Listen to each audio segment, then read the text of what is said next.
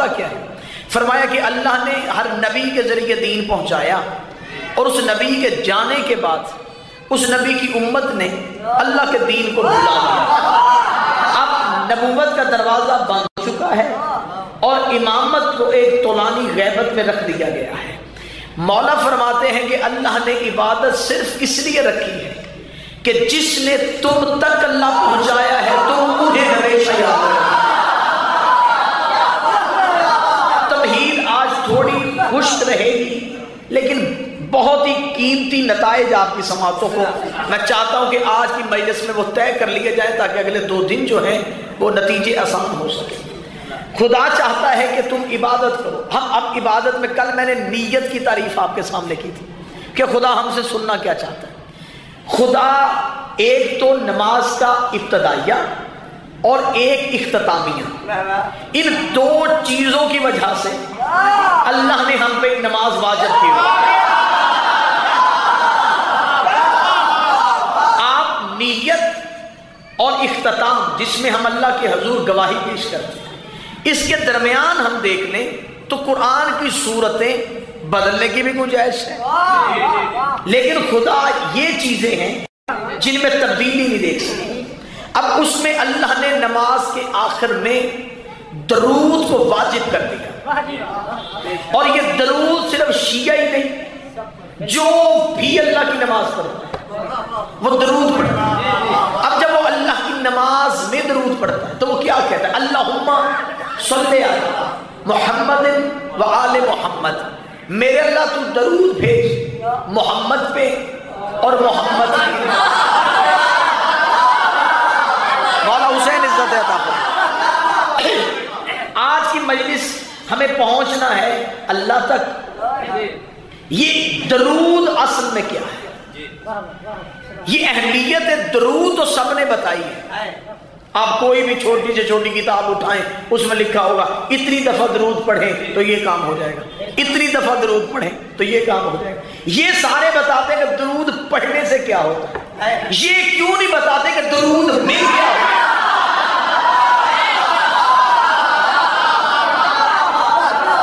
کسی نہ کسی کو تو اپنی توجہات کو ادھر بھی مبذول کرنا ہے کہ درود پڑھنے سے یہ ہوتا ہے، درود میں کیا ہوتا ہے۔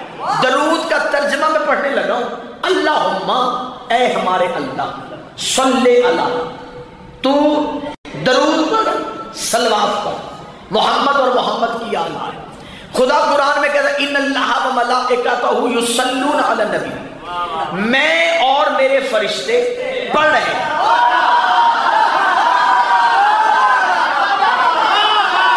جب وہ پہلے ہی پڑھ رہا تھا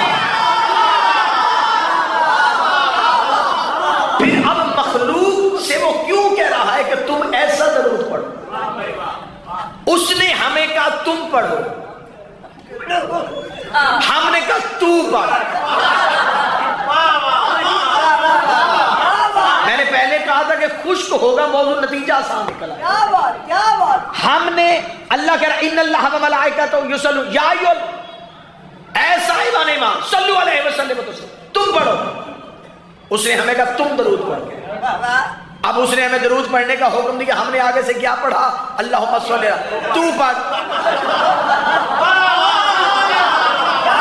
تو پہلے کہیں بیٹھ کے یہ تو طے کریں کہ درود ہے کیا؟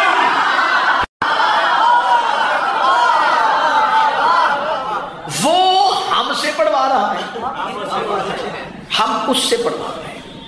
اب انتہائی علمی فلسفے کے لحاظ سے، منطق کے لحاظ سے، علم الحدیث، علم الکلام، جتنے بھی علوم کسی بھی روایت کو پہنچانے کے لیے واضح کرنے چاہیے، ان تمام علوم کو مد نظر رکھ کے میں آپ تک حقائق پہنچانے لگا۔ اصل میں نے کل بھی آپ سے کہا تھا کہ اللہ مخلوق تک نہیں آتا، وہ خدا کو کوئی مخلوق پا ہی نہیں سکتی۔ اب خدا ہم تک آ نہیں سکتا، ہم اس تک جا نہیں سکتے، اس نے اپنا فیض ہم تک پہنچانا ہے، ہمیں اس سے فیض لینا ہے۔ اب ہم چاہتے ہیں تحصیل فیض، وہ چاہتا ہے ترسیل فیض۔ یقیناً اہل علم لوگوں کا یہی معیار ہونا چاہیے جہاں پہ آپ نے اس جملے کو سنا.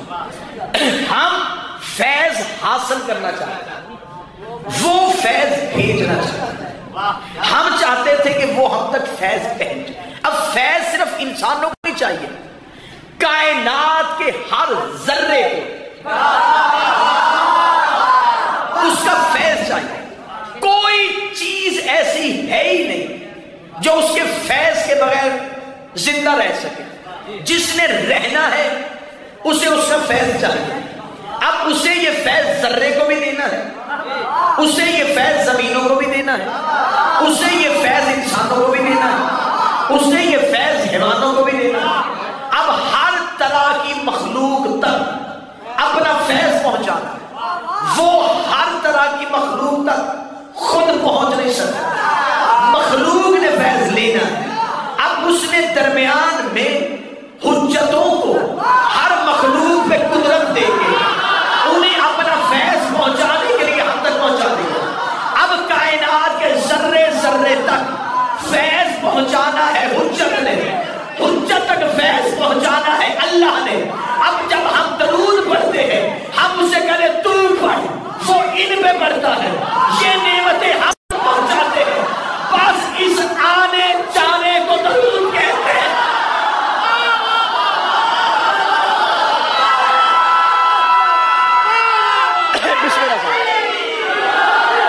مولا حسین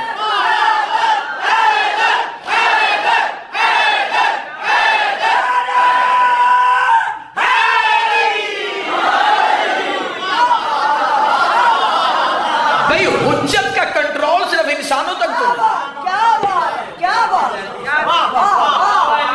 ایک خلیفہ نے امیر المومنین کو دربار میں پوچھا, اسے کہا اے علی آپ ہماری بیعت کیوں نہیں کرتے؟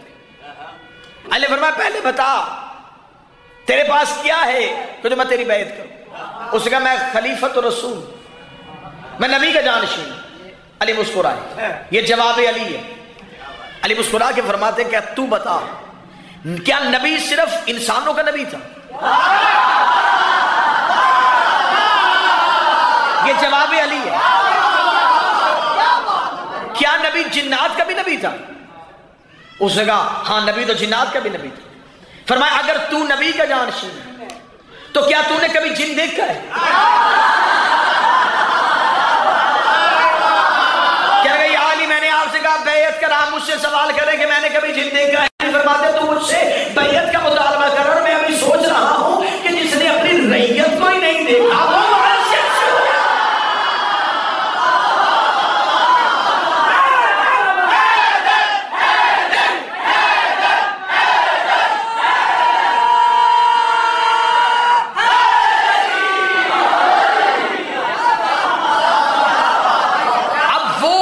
چاہتا ہے کہ اپنا فیض ہم تک پہنچائے. جو فیض وہ ہم تک پہنچاتا ہے اسے کہتے ہیں صلی علی محمد و آل محمد. جو ہم اس سے لینا چاہتے ہیں اسے کہتے ہیں اللہم صلی. اس لیے اللہ نے کائنات کے ہر ذرے پہ درود کو واجب کیا.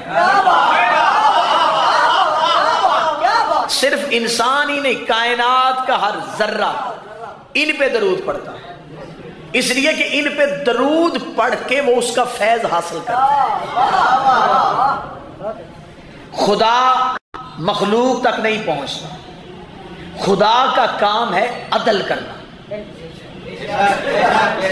میں مشکل بات کہنے لگا اور یقین ہے مجھے آپ کی سماعتوں میں پھر کہنے لگا. وہ عدل کرتا ہے, فضل وہ نہیں کرتا.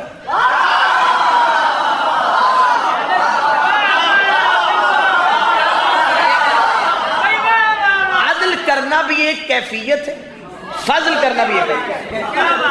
جو کیفیتوں میں ڈھل جائے وہ اللہ نہیں ہوتا. یہ ہو نہیں سکتا کہ وہ پہلے عدل کرے پھر فضل. اس کا کام ہے عدل کرنا, وہ صرف عدل کرتا ہے, فضل ان سے کرواتا ہے. اللہ کا کام ہے عدل کرنا, 14 کا کام ہے فضل کرنا. سوال کرو کہ عدل کیا ہے, فضل کیا ہے؟ جو بنتا ہو وہ دینا عدل ہے. نہ بھی بنتا ہو پھر بھی دینا. جو مشکل بات پہ حیران ہو گئے میں مثال دے دوں. راہب پہلے عدم سے بیٹے مانگ رہا تھا.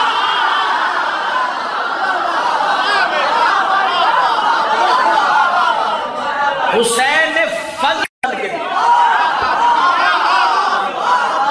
بنتا ہو دینا عدل, نہ بھی بنتا ہو پھر بھی دینا. یہ مولا سید الراجری کے پاس ایک شخص نے اسے کہا مولا میں مقروض ہوں. امام نے کہا تیرے مقدر میں رزق نہیں. روتا ہو جانے لگا. امام نے کہا واپس آ.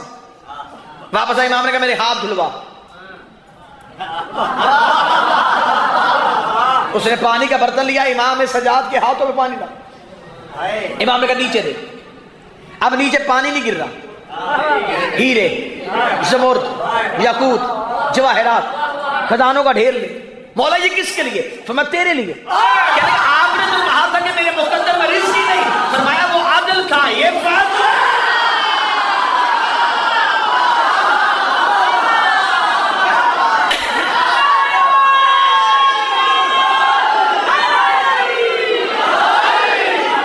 وہ عدل الہی تھا, ہم فضل سے دے.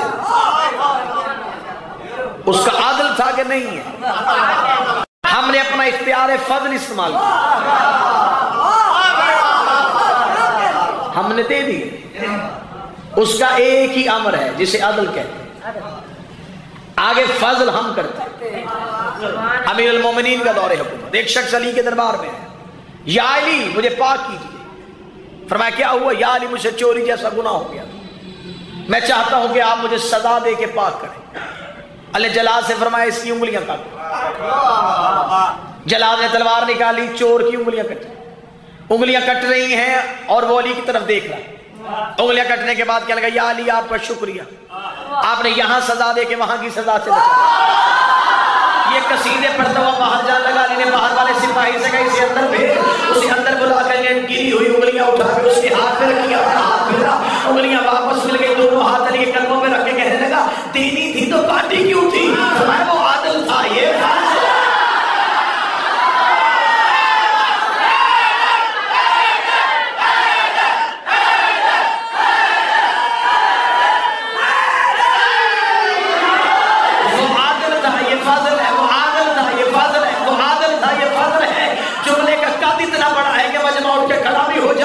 پھر بھی حق کے سوال ادا نہ ہو سکے. لا الہ الا اللہ محمد رسول اللہ پڑھنا عدل ہے, علی ولی اللہ پڑھنا.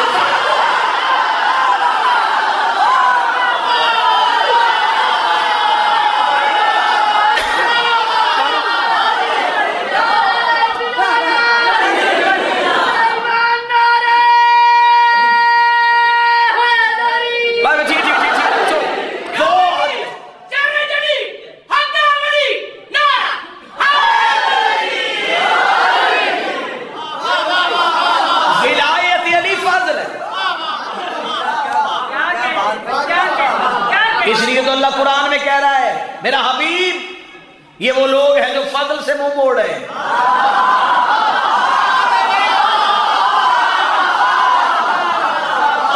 دوسری جگہ خدا قرآن میں کہتا ہے میں جب ان کے اعمال دیکھوں گا تو پھر اعمال دیکھنے کے بعد بھی جہنم میں بھیج دوں گا. وہ پوچھیں گے جب اعمال پورے ہیں تو جہنم کیوں بھیج رہا ہے؟ خدا کہتا ہم آواز دے کے کہیں گے تمہارے پاس عمل ہے, فضل نہیں.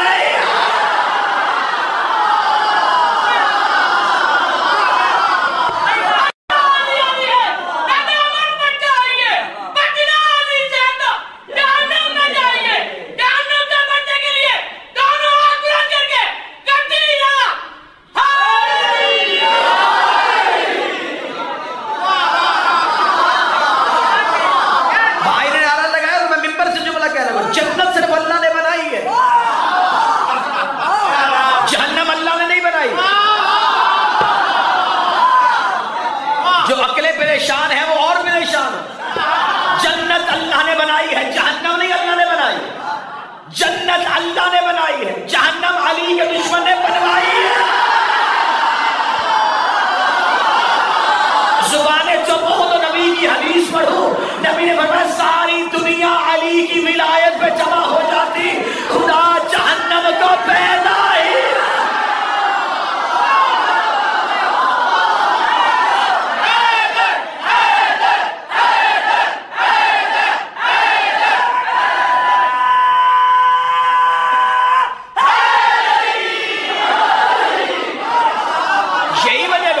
یہی وجہ ہے کہ ہم اپنا گھر اس کے دروازے پہ لکھ دیتے ہاذا من فضل، یہ میرے رب کا فضل ہے، عدل نہیں۔ عدل ہوتا تو اس گھر کی ایک اینٹ بھی نہ آتی، بلکہ میں تو ممبر سے یہ جملہ کہا کرتا ہوں، اللہ جانے اس جملے پہ کون بندہ جو اس جملے کو ویسے قبول کرے گا جیسے کرنا چاہیے۔ ہاذا من فضل ربی لکھ دو یا علی مدد لکھ دو، بات ایک ہی ہے۔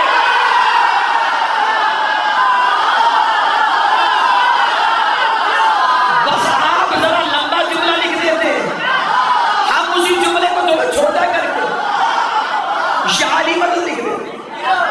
اور یہ بات، یہ کلیہ ذہن میں رکھنا، بخشش عدل سے نہیں ہونی،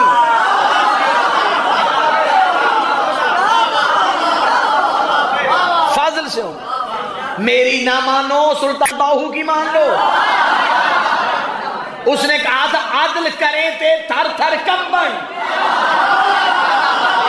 اچیاں شانہ والے ہو، فضل کرے تے بخشے جاوا۔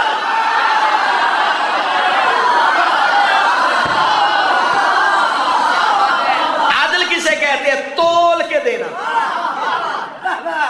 اگر اس نے قیامت والے دن عدل کیا، اس نے لگا دیا ترازو، اس نے کہا ادھر ہے میری نعمتیں، رکھو مقابلے پہ عبادت۔ مجھے وہ عبادت گزار بتائے کہ اس کے پلے میں وہ کون سی عبادت جو اس کی نعمتوں کے ساتھ تلے گی۔ نعمتیں نہ رکھے، ایک نعمت رکھ دے، وہ کہے میری ایک نعمت کے ساتھ اپنی عبادت تول، تو جب تل نہیں رہی تو پھر عدل سے بخشش کیسے ہو؟ اس نے کہا میں عدل کروں گا، نبیوں کے بدن کام گئے، تو عدل کرے گا تو جنت میں کون جائے گا؟ اس نے کہا مطمئن ہو کے آ جانا، ہوگا عدل لیکن کرنے والا فضل ہوگا۔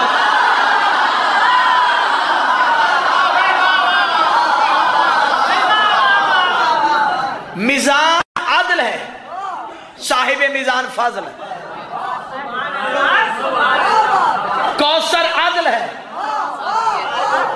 ساقی کوثر فضل ہے، کابر عدل ہے، جس کی کرسی ہے وہ فضل ہے۔ ہمیں اللہ کے فضل کو ڈھونڈنا ہے،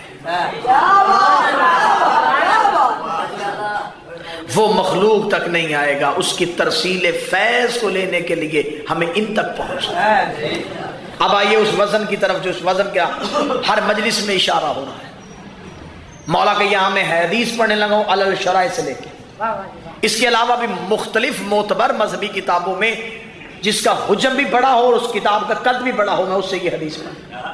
مولا فرماتے ہیں کہ ہم نے اپنے شیعوں کے روحوں کو اپنی ابدان کی فاضل تینت سے خلق کیا،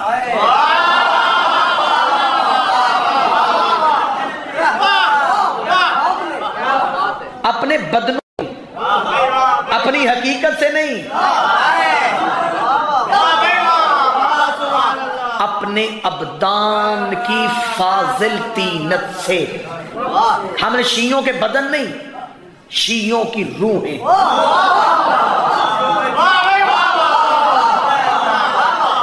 روح نور ہے، یہ نور ان کے بدن کے فاضل تینت سے بن رہا ہے۔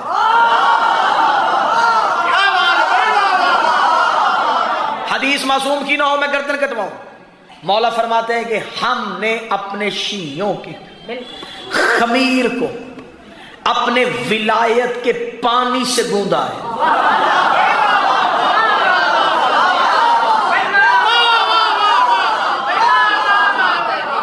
یہاں شیخ صدوق کی کتاب میں ممبر پہ رکھنے کے لیے تیار ہے، یہاں پہ امام نے لفظ استعمال کیا، وہ لفظ استعمال کیا موجن، اسے کہتے ہیں گوندنا، رچ بس جانا۔ اب یہ جو یہ ٹرم ہے نا جی، یہ حکیم زیادہ بتا سکتا ہے۔ کیونکہ یہ ان کے علم حکمت کے ساتھ اس کا تعلق ہے. موجن اس کا مصدر اسی سے مشتق ہوا معجون. اگر آپ گلقند کی موجون چاہتے ہیں تو گل اس کے اندر اتنا مل جائے گا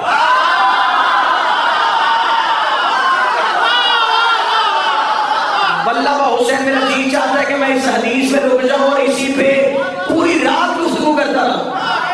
اگر آپ چاہتے ہیں کہ آپ نے گل کی معجون لے لی تو گل اس میں اتنا ملا ہوا ہے کہ آپ اس بنانے والے حکیم سے بھی کہیں گا کہ اب اس میں سے گل علیحدہ کر پانی علیحدہ کر. وہ کہے گا اب نہیں ہو سکتا کیونکہ اب یہ موجن ہو چکا ہے, اب یہ آپس میں مل چکا ہے. فرمایا ہم نے اپنی ولایت کے پانی سے اپنے شیعوں کے خمیر کو گوندا ہے, یہ مر سکتے ہیں, ان سے ہماری ولایت چنا.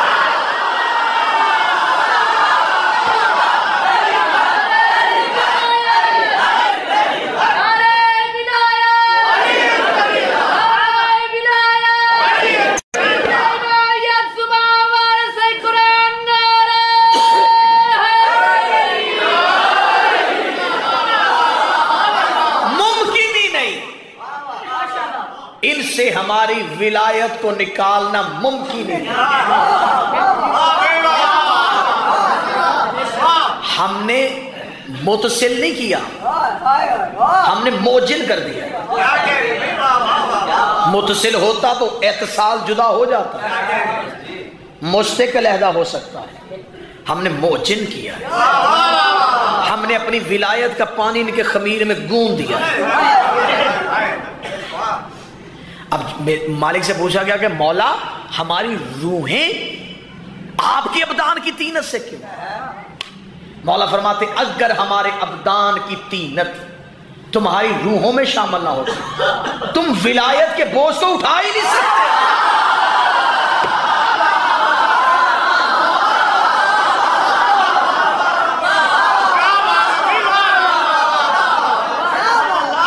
سمجھتے ہیں کہ آپ نے علی ولی اللہ رسم سمجھ کے پڑھا, اس وزن کو اٹھانے کے لیے, ورنہ ہماری ولایت تم پہ پیش کر دی جاتی تم وزن اٹھا لیتے. ضروری تھا اپنے ابدان کی تینت, فاضل تینت کو تمہاری روحوں میں شامل کرنا تاکہ تمہاری روحیں ہمارے ولایت کے بوجھ کو اٹھا سکیں.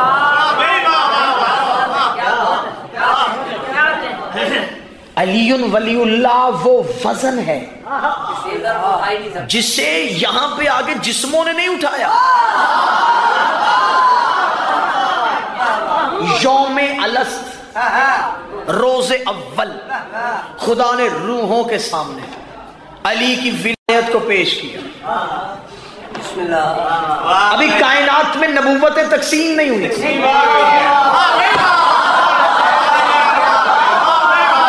جنہوں نے سب سے پہلے لبیک کہا وہ 1,24,000 روحیں تھیں.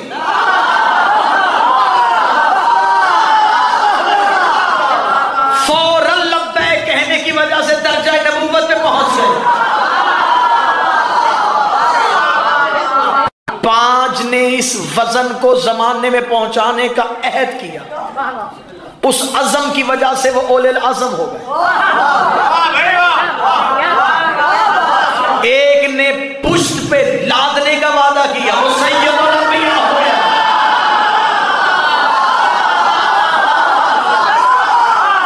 اب یہاں پہ مجھے کہو تو میں قرآن کی آیتوں کا ڈھیر لگا دو. خدا نے کہا علام نشر لک صدرک, میرا حبیب کہ ہم نے تیرے سینے کو کھول نہیں دیا اور ہم نے غدیر میں وہ بوجھ تیری مجھ سے اٹھا نہیں دیا.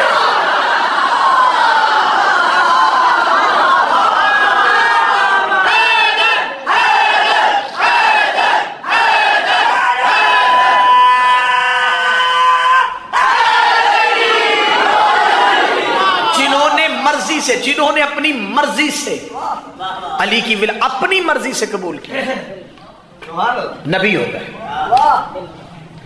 پھر جو ہم ہیں ہماری ارواح ان پہ انہوں نے خود جن کی ولایت انہوں نے ارواح کو چنا.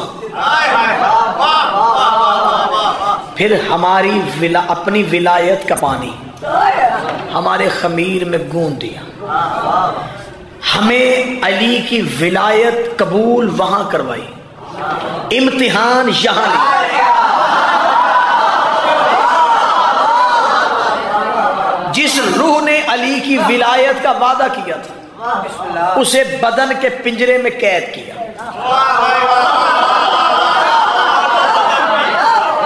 پھر اس بدن کو اس دنیا میں اتارا، چاروں طرف سے طاقتوں کو کہا اگر جرت ہے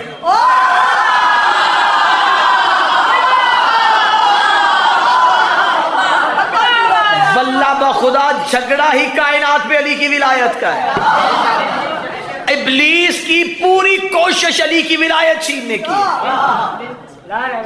اسے خبر ہے کہ اگر میں یہ لے لوں گا تو پھر یہ صرف علی نہیں آئے گا، توحید بھی نکل جائے گا، کیونکہ اس کی ولایت اس کی ولایت، ان کا اقرار اس کا اقرار۔ اب یہاں اس دنیا میں امتحان ہے، آزمائشیں ہیں، مصیبتیں ہیں، خطرے ہیں، کس وجہ سے؟ کہ اب دیکھو تم علی کی ولایت پہ کتنے قائم رہتے ہو۔ یہی تو وجہ ہے ہم دن میں 5 دفعہ اس کی بارگاہ میں جا کے کہتے ہیں اہدنا الصراط المستقیم، ہمیں علی پہ قائم رکھنا۔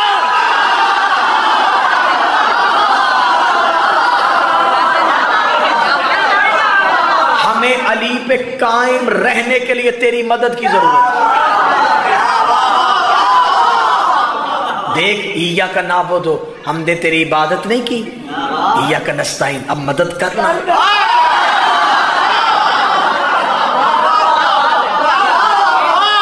اب ہمیں قائم کر دے۔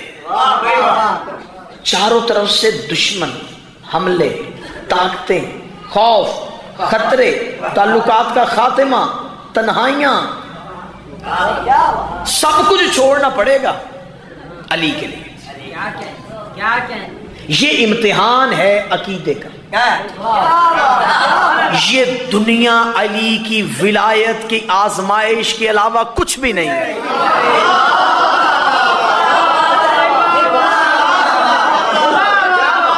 باخدا اسی جملے پہ پوری مجلس تمام ہو سکتی ہے۔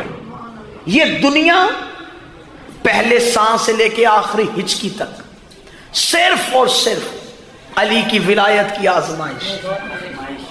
یہاں پہ تم سے خود علی تمہیں تنہا بھی کرے گا، تمہیں تعلقات کی قربانی بھی دینی پڑے گی، تمہیں تنہا بھی رہنا پڑے گا، تمہیں تانے بھی برداشت کرنے پڑے گے، تمہیں کسی کی گالی بھی سننی پڑے گی، تمہیں سر بھی دینا پڑے گا، تمہیں بچے بھی قربان کروانے پڑیں گے، تمہیں بھائی بھی دینے پڑیں گے، تمہیں گھر بھی جلوانا پڑے گا۔ یہ سب کچھ تم پہ کیوں ہو رہا ہے؟ اس لیے کہ تمہیں علی قریب کر رہا ہے۔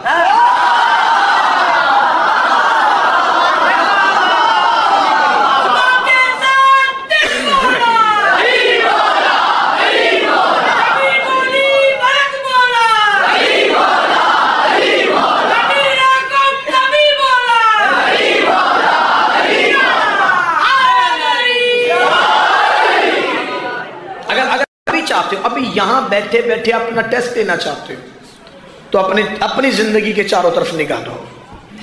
اگر ابھی تک تم نے علی کے لیے ایک بھی قربانی دی ہے، سمجھو تم آزمائش پہ اتر رہے۔ اگر تم نے تعلق نہیں چھوڑا، تم نے دنیا داری کو قائم رکھا ہے، تم نے علی کی وجہ سے ایک خراب ہوتا ہوا تعلق بچانے کی خاطر علی کی ولایت کو فراموش کیا ہے، اگر تم نے ان آزمائشوں سے ڈرتے اور گھبراتے ہوئے علی کی ولایت کو پس پش رکھا ہے، سمجھو تم اپنے عہد کو توڑ رہے ہو، تم اپنے وعدے سے مکر رہے ہو، تم اپنے اقرار سے بھاگ رہے ہو۔ علی فرماتے یہ دنیا میرے مومن کے لیے ایک قید خانے کے علاوہ کچھ نہیں۔ علی فرماتے اس دنیا میں میرا شیعہ ایسے رہتا ہے جیسے قیدی قید خانے میں رہتا ہے۔ علی فرماتے اس دنیا میں رائی کے دانے کے برابر بھی زینت ہوتی، میں اپنے شیعوں کو اتنا دیتا ان کے گھر کی سیڑھیاں بھی سونے کی ہوتی، لیکن علی فرماتے کیونکہ یہ دنیا ایک قید خانہ ہے، یہاں تو تمہیں صرف قربانی دینے کے لیے بھیجا ہے، کیا تم نے علی کی ولایت کو سنبھال کے رکھنا ہے؟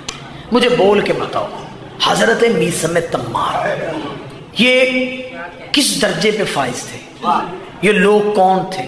یہ بلال حبشی کون تھا؟ یہ ابوذر غفاری کون تھا؟ یہ مقداد کون تھا؟ یہ ہمارے یاسر کون تھا؟ آپ ان کی پوری ہسٹری اٹھا کے دیکھیں، ان کی زندگی میں سوائے تکلیفوں کے کچھ بھی نہیں۔ مجھے علی کے کسی نوکر کا تخت پہ راج دکھاؤ۔ علی کے نوکر مصیبتوں میں رہے، علی کے نوکر جنگلوں میں رہے، کیونکہ علی کی ولایت کے جس وعدے کو کیا تھا، میثم تمار پہ جو ظلم ہو رہا تھا، آپ کیا سمجھتے ہیں کہ کیا میثم تمار کے پاس یہ طاقت نہیں تھی کہ وہ چاہتا وہ نظروں سے اوجھل ہو جاتا؟ کیا اس کے پاس اللہ کے ایسے راز نہیں تھے؟ وہ چاہتے زمانے کو نظر نہ آتے، وہ چاہتے دشمن کے ہاتھ بھی نہ آتے، وہ آنکھ کا اشارہ کرتے رسیاں توڑ لیتے، لیکن انہوں نے یہ ساری مصیبتیں اور تکالیف کیوں برداشت کی؟ وہ تکلیفیں نہیں دیکھ رہے تھے، وہ اپنے اندر کا عشق تلاش کر رہے تھے۔ کیسے تلاش کیا؟ بات سماعت فرما لیجیے۔ میں نے جو میثم آپ نے سنا مجھے وہ نہیں سنا۔ حضرت میثم تمار بادشاہ کے دربار میں کھڑے، ملاؤں نے وقت میں دیکھے گا، میثم علی چھوڑ دے، بالکل یہی جملہ نہ ہو میں اپنی زبان کٹواؤں۔ جناب میثم نے حاکم کی طرف دیکھا، بکواس بند کر،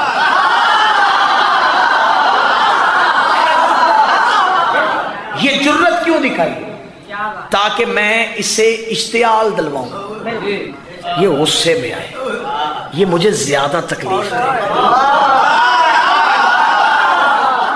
پھر میں اس تکلیف میں علی کی ولایت والا ستون اٹھاؤں۔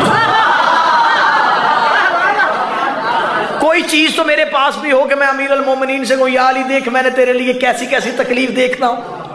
میثم نے کہا زبان بند کر، اسے سپاہی سے کہا شکنجہ چڑھاؤ میثم کے بدن پہ۔ میثم کے بدن پہ شکنجہ آ گیا، شکنجے کا آنا تھا۔ وہیں سے کھڑے ہوئے حاکم نے دیکھے کہا تو کیا سمجھتا ہے میں صرف تمہیں قید کروں گا؟ میں تیرا بدن کٹواؤں گا، ابھی بھی علی چھوڑ ورنہ میں بدن کٹواؤں گا۔ یہ کہہ کے اس نے جلاد کو اشارہ کیا، جلاد نے میثم کے ہاتھ کی 4 انگلیاں کاٹی، 4 انگلیاں زمین پہ گری، دربار پہ سناٹا طاری ہو گیا۔ لوگوں نے کٹتا ہوا علی کا نوکر دیکھا، میثم شکنجے میں تھا۔ میثم نے دوسرے ہاتھ کے ساتھ اپنی 4 انگلیوں کو اٹھایا، انہیں غور سے دیکھا، انہیں چوما، انہیں آنکھوں سے لگایا، آنکھ میں میثم کے آنسو آیا، کہکا مار کے کہتا ہے بڑا عشق تھا تجھے علی سے، 4 انگلیاں کٹی، آنکھوں میں پانی، 4 انگلیاں کٹی، رونا شروع کر دیا۔ اب کیوں رو رہا ہے؟ اپنی علی کو چھوڑ دے، اس بکواس بند کر، میں بدن کٹنے کی وجہ سے نہیں رو رہا، میں تو اس بات میں حیران ہوں اتنی دیر میرے ساتھ نہیں اور مجھے یہ بھی نہیں پتا یہ تو عشق میں مجھ سے بھی آگے چلے گا۔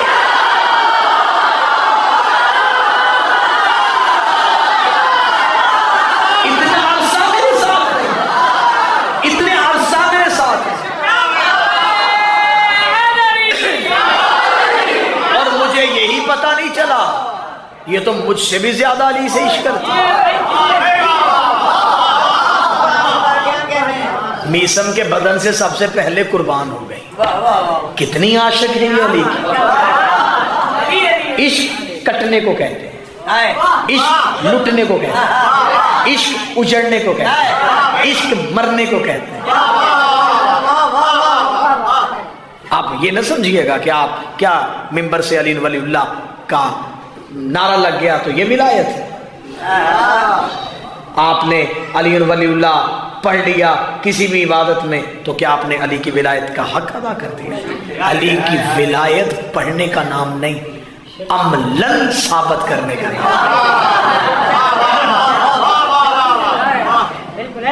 خدا معصوم فرماتے ہیں کہ صرف ہماری وجہ سے تم نے اس ولایت کے بوجھ کو اٹھایا ہوا ہے. یہ بار ولایت ہے.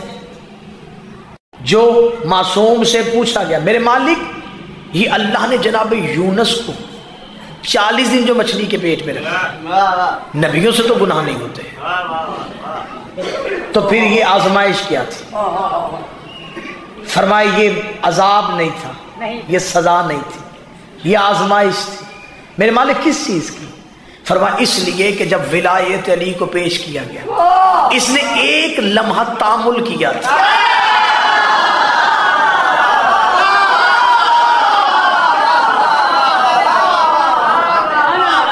تو میرے مالک صرف سوچنے کی وجہ سے تو کیا پھر یہ سزا تھی؟ فرمایا سزا نہیں، علی کی ولایت دکھانا مقصود تھا. تو میرے مالک مچھلی کے پیٹ میں انہیں علی کی ولایت کیسے نظر آئی؟ فرمایا جب مچھلی نے حکم الہی کے ساتھ اسے نگلا اور اللہ نے حکم دیا کہ سمندر کی آخری تہ میں جا، آخری تہ میں جا، بالکل آخری کنارے پہ جا. جب وہ مچھلی اللہ کے حکم کے ساتھ سمندر کی آخری تہ میں گئی تو وہاں رہنے والی چھوٹی چھوٹی مچھلیاں علی علی علی علی، یونس نے مچھلی کے پیٹ میں سوچا کہ ان تک کس نے علی پہنچایا.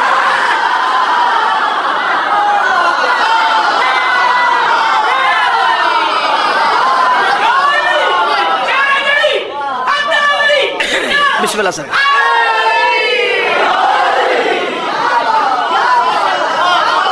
اس لیے اللہ چاہتا ہے، اس لیے خدا چاہتا ہے جب ہم اس کی عبادت میں آئیں تو پھر خدا ہم سے وہ اقرار چاہتا ہے. اللہم صلی علی محمد و آل محمد. میرے اہل سنت بھائی بھی مجلس میں شریک ہیں، آپ بھی ان پہ درود پڑھے بغیر نماز مکمل نہیں کر سکتے. جبکہ ہاں یہ ایسا ہوتا ہے کہ آپ نماز کے علاوہ جب درود پڑھتے ہیں تو پھر آپ من پسند افراد کے گھر بھیج دیتے ہیں.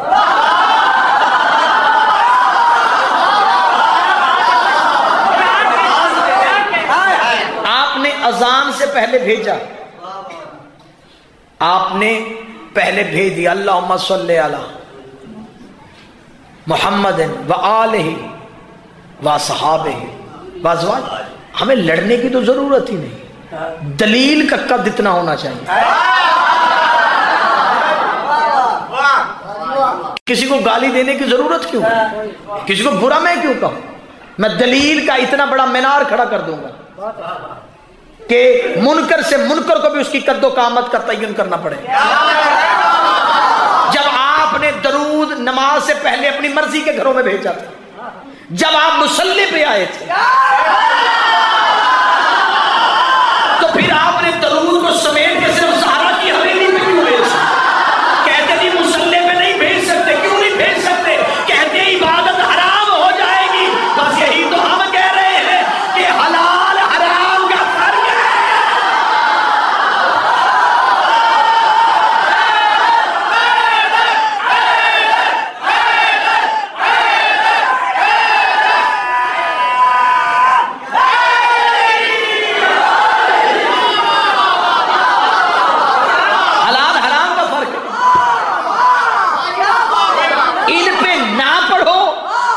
حرام، ان پہ پڑھو. بھائی اگر آل محمد کے علاوہ کسی پہ درود پڑھو عبادت پھر بھی حرام. اگر ان پہ نہ پڑھو ان کے پڑھنے سے حرام ہو رہی ہے، ان پہ نہ پڑھنے سے. اب بتا کہ اللہ منوا کیوں نہیں رہا؟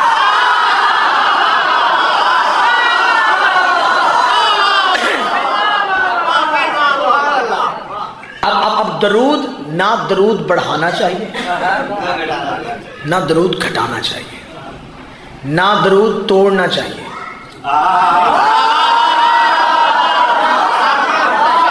یہ مخصوص اشارہ، یہ مخصوص احباب کے لیے.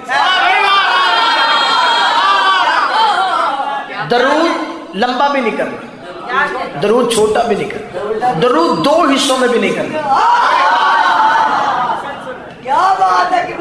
اب بڑا چھوٹے چھوٹے درود مارکیٹ میں آئے، صلو علی الحبیب.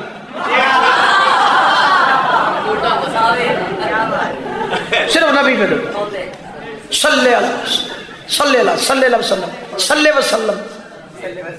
یہ درود ہے، یہ وہ درود ہے جو چھوٹے کیے ہوئے.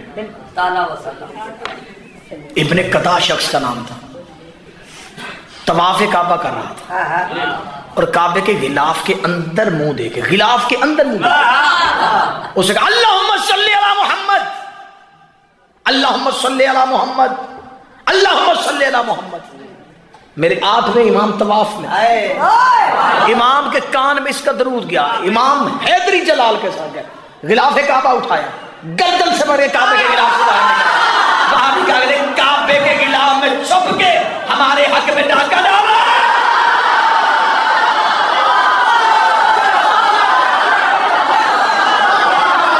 کعبے کے غلاف میں چھپ، کعبے کے غلاف میں چھپ کے، کعبے کے غلاف میں چھپ کے. ابھی تو میں نے جملہ روک دیا تھا کہ معیار بنے تو پھر میں جملہ ہدیہ کروں. اس کا مطلب ہے کہ کوئی عبادت گزار کعبے میں منہ دے کے بھی انہیں عبادت سے نکالے تو وہ اللہ کے نہیں ان کے حق میں ڈاکے.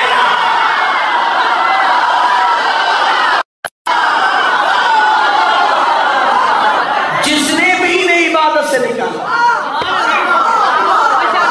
انہوں نے ڈاکہ ڈالا.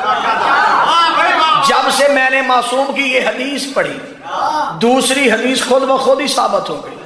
معصوم نے فرمایا ہمارا منکر نماز پڑھتا ہے، فرشتے اعمال میں چوری لکھتے ہیں.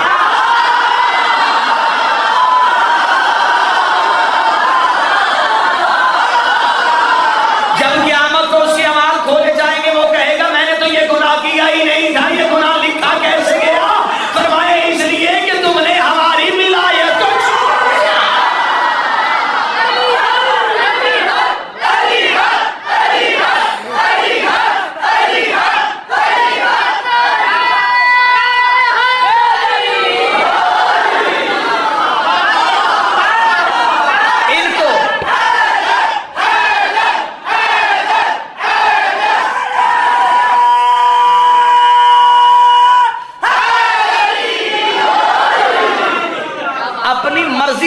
عبادت سے نکال دے، ان کے حق میں ڈاکہ ڈالو، ان کا مال چوری کرنا، ان کا حق چوری کرنا ہے. تو یہ بات تو میرا پڑھا لکھا مجمع اس بات کا جواب تو مجھے خندہ پیشانی سے دے گا. جس کا مال لوٹا جائے واپس بھی اسے ہی کیا جاتا ہے.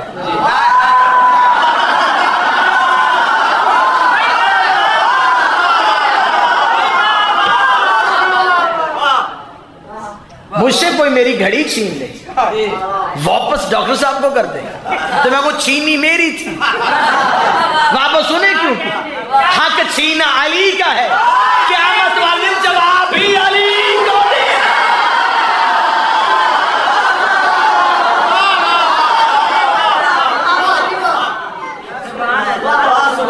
یہی وجہ ہے کہ عبادتیں صرف عبادتیں نہیں ہوتی، اگر آپ کے پاس معرفت ہے تو عبادت. یہاں پہ درود نہ وسیع لمبا بھی نہیں کرنا، مرضی کے گھروں میں نہیں بھیجنا،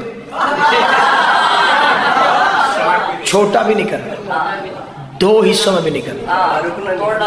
اللہم صلی علی محمد. یہ درود کہاں سے ہے؟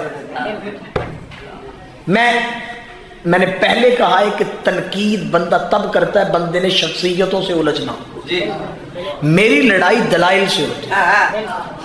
میں کوشش کرتا ہوں کہ دلیل کی دھار اتنی تیز ہو کہ دوسری دلیل کا ساری جدا ہو جائے. آپ نے درود اگر توڑا تھا تو کوئی نہ کوئی دلیل تو دے. ہاں ہو سکتا ہے مجھے یہ طریقہ بتا رہا ہے کہ یہ کسی ترانے میں استعمال ہوا ہوا ہے. ہاں یہ ترنم یہ ٹون بتا رہی ہے ہاں کہ یہ کہیں یہ توڑا گیا ہے تو کہیں کسی ترنم یا کسی ترانے میں استعمال، شاید ہو سکتا کسی جنگ میں ایسا کر دیا گیا، لیکن اسے عین عبادت کیوں بنا لیا گیا؟ عربی زبان سمجھنے والوں سے کل کا دن آپ کے پاس پورا ہے، پرسوں کا دن پورا ہے، اس کے بعد بھی میرا گھر ہے، آپ کہیں گے میں دوبارہ آ جاؤں گا. عربی سمجھنے والے سے پوچھئے گا کہ عربی زبان میں جو اعراب لکھتے ہیں اس میں جو حروف متشدد ہوتے ہیں، جن پہ تشدید یا شد ہوتی ہے، اس پہ توقف ہوتا ہی نہیں۔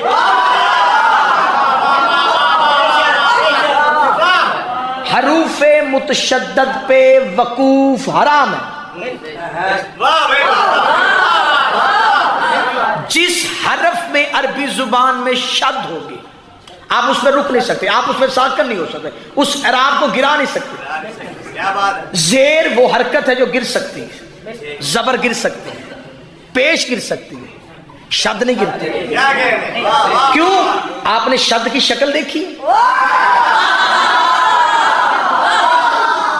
دیکھیں، اگر آپ دیکھیں، آپ حروف کی زبان دیکھیں نا کہ آخر یہ حروف جو مرتب ہوئے تو کیا کسی نے اپنی مرضی سے شیپ چینج کر کے ان کے نام بنا دیے تھے؟ یہ اس کی شد کی شکل کیا ہے؟ اب اس کا مطلب کیا ہے؟ یہ ادھر پیچھے لفظ سے جڑی ہوتی ہے، ادھر اگلے لفظ سے جڑی۔ اگر آپ اسے گرائیں گے یہ پچھلے کو بھی چھوڑ دیں گے،